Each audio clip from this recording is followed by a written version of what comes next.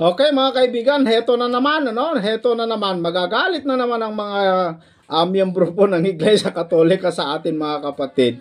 Bakit po mga kaibigan? Bakit ko nasabi yon? Kasi nakikita nyo ba yan mga kapatid? Yan yung mga display dyan sa bahay na yan.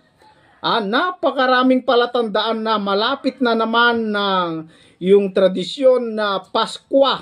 Yan napakaraming mga santa dyan. Ang tawag nila dyan, Santa Claus. No, mga kaibigan, ang tawag nila, Santa Claus. Nagtataka lamang po ako, mga kapatid, mga miyembro po ng Katoliko, miyembro ng Iglesia Katolika. Tawag nyo dyan, Santa Claus. Pero, lalaki yan ba't naging Santa? Dapat Santo Claus ang tawag nyo. Pero, hindi, Santa Claus. Tapos si Maria na babaeng babae, ang tawag nila doon ay Ginoo. Ano ba talaga mga Katoliko? Ano ba to? Naglulukuhan ba tayo?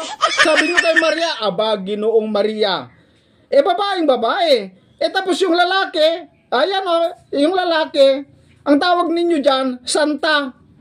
At ano ito mga kapatid?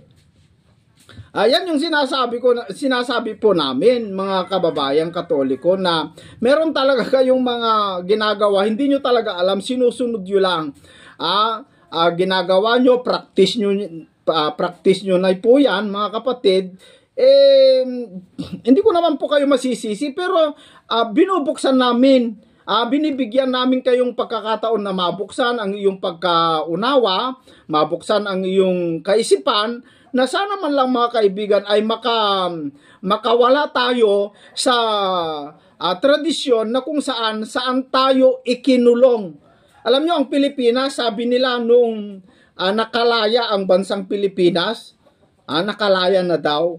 Tama, nakalaya tayo, pero sa totoo lang, sa spiritually, bilanggo tayo ng mga paganismo. Bilanggo tayo. At dapat makawala tayo dyan mga kapatid. Kasi sabi po ng ating Panginoong Jesucristo dito po sa libro po ng Revelation.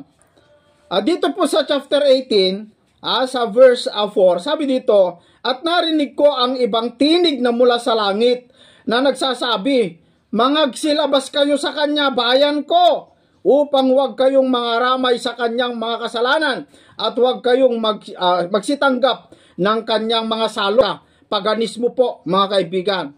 Yan po ang katotohanan.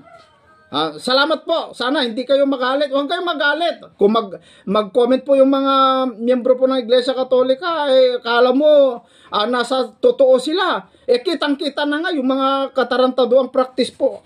Naku po mga kababayan, Sana mamulat na tayo.